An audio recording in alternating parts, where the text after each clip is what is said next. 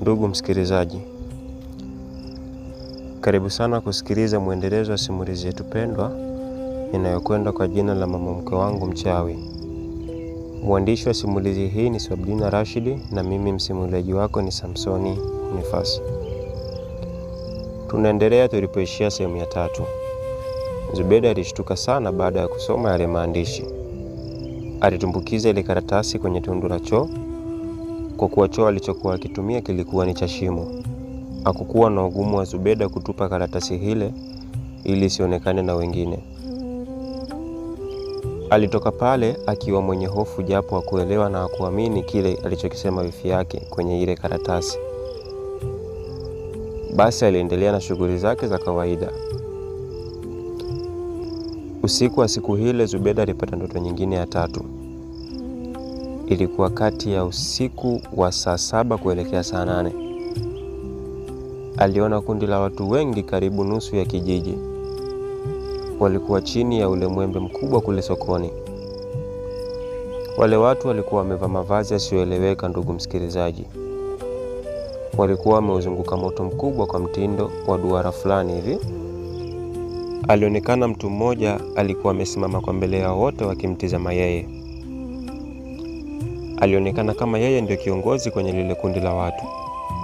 Alikuwa ni mwanamke mzee kiasi, lakini Zubeda hakuwa anamtambua na hakuwahi kumuona sehemu yoyote ile. Wale watu walikuwa wakiimba na kucheza nyimbo zao za ajabu ajabu hivi. Alionekana yule mtu akiwazuia waache kuimba na kuonyesha ishara ya kukaa kimya wote. Alianza kuongea yule mwanamke mzee akimwangalia mama mmoja ambaye alikuwa kati ya wale watu. "Ni kwa nini unachelewesha kafara yetu hadi leo? Na ulishasema ni ng'ombe wa nyama na maziwa." Aliongea kwa ukali, lakini yule mama ambaye alikuwa anaambiwa aliinamisha kichwa chake chini kwa heshima. Ule uso wa yule mwanamke ulikuwa na kiza. Zubeda alijitahidi kumtazama yule mama, lakini hakubahatika kumuona kabisa. Alisikia yule mama akijibu, "Samahani Malkia, lakini naomba mngenipa muda kidogo, kuna vitu naweka sawa." Alishtuka sana Zubeda baada ya kusikia ile sauti, yaani ni kama sauti ambayo anaifahamu kabisa. Lakini akumbuke aliisikia wapi ile sauti. Wakati anatafakari zaidi, ni sauti ya nani? Ghafla alishtuliwa kutoka usingizini. Ilikuwa ni saa 10 alfajiri. Alikuwa ni mume wake Mahmud. "Pole sana mke wangu, nimekuamsha. Lakini kwa muda huu natakiwa kuwahi ili niende mjini kufuata biashara. Naweza kuchelewa ama nisirudi kabisa leo," alisema Mahmud kumwelekezea mkewe ambaye alikuwa akijinua pale kitandani na kuagana. Ndugu msikilizaji, pale kijijini kulikuwa na gari moja tu ambayo ilikuwa inapita alfajiri. Ukikosa hiyo gari, basi tena hadi siku ya pili. Ndio maana Mahmud aliwahi sana, kwa sababu alikuwa anajua mazingira ya kijiji chao. Baada ya Mahmud kuondoka, Zubeda alifurahi na alikuwa na wazo la kumfuata wifi yake ili amuulize yale maandishi yana maana gani.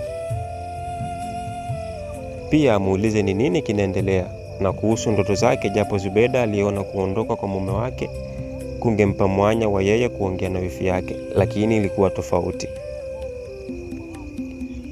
Ziada ambaye ndo wifi yake Zubeda alionyesha kumkwepa sana Zubeda, hakutaka kuzungumza naye kabisa. Ilikuwa ni majira saa 9 alasiri, baada ya mamake Mahmud kuingia chooni kuoga. Zubeda alimkimbilia wifi yake aliyeketi kwenye jamvi nyuma ya nyumba, akitaka elezwe kila kitu, lakini Ziada alionyesha uoga na kuanza kugeuza macho yake akitazama huku na kule kama mtu anayeogopa kufumaniwa. Akasema, "Samahani sana wifi yangu, usione kama nakukwepa, lakini sitaki kuyazungumzia kabisa mambo haya na siwezi kusema chochote. Msaada niliokupa ni mkubwa sana. Ukihitaji msaada zaidi, mtafute mzee mmoja anaitwa Maduhu. Atakwambia kila unachotakiwa kujua," alisema Ziada huku akipepesa macho yake na kusimama ghafla na kutoweka eneo lile, akimwacha Zubeda mwenyewe pale jamvini. Zubeda alirudia lile jina, Maduhu. Alitamka kimya kimya lile jina. Jioni hile hile Zubeda bila kuaga akaanza safari kwenda kumtafuta huyo mzee. Alikuwa hajui wapi ataanzia, lakini aliamua kutoka pale akaanza kupiga hatua kuelekea njia ya sokoni. Alikutana na baadhi ya watu wengine, alikuwa akiwasalimia, wanamjibu kwa kutabasamu, lakini wengine walikuwa hawajibu zaidi ya kumtazama kwa zamu. Zubeda aliendelea kutembea hadi alipokutana na binti mmoja.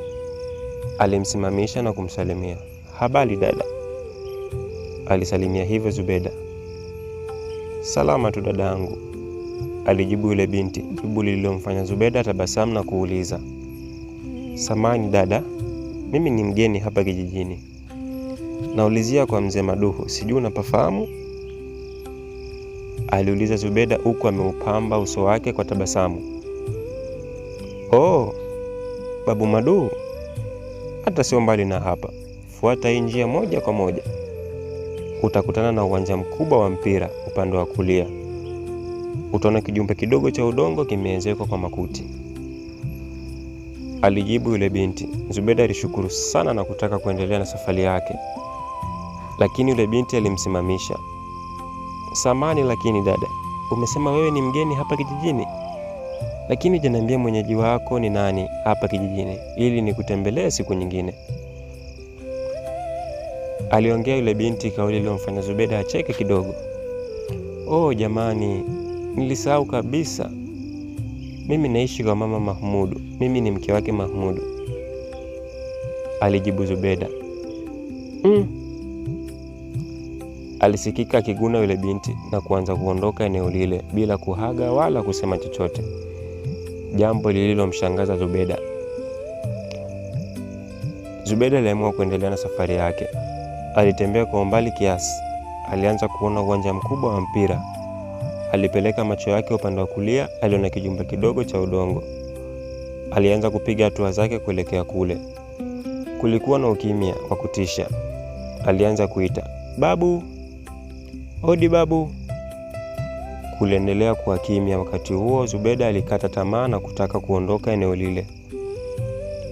Aliona kivuli cha mtu kikitokea kwa nyuma ya nyumba. Mara akatoka huyo mzee ambaye alimfanya Zubeda aogope na kushtuka kidogo. Alikuwa ni yule mzee wa sokoni, mpenzi msikilizaji, yule mzee ambaye alimuona ndotoni. Alikuwa amesimama pale mbele yake, amevalia ule msuli wake bila kusahau na fimbo yake kama kawaida. Zubeda alimsalimia kwa sauti ya kutetemeka kidogo. "Shikamoo babu." Alisalimia hivyo Zubeda akiwa kama mtu asiye na amani.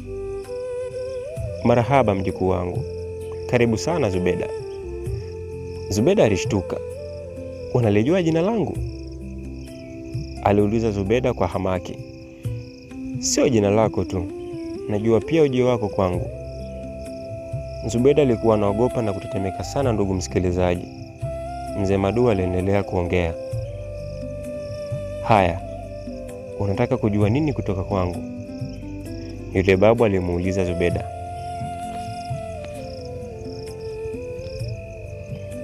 Zubeda alieleza kila kitu kilichomkuta tangu ameingia ndani ya kile kijiji.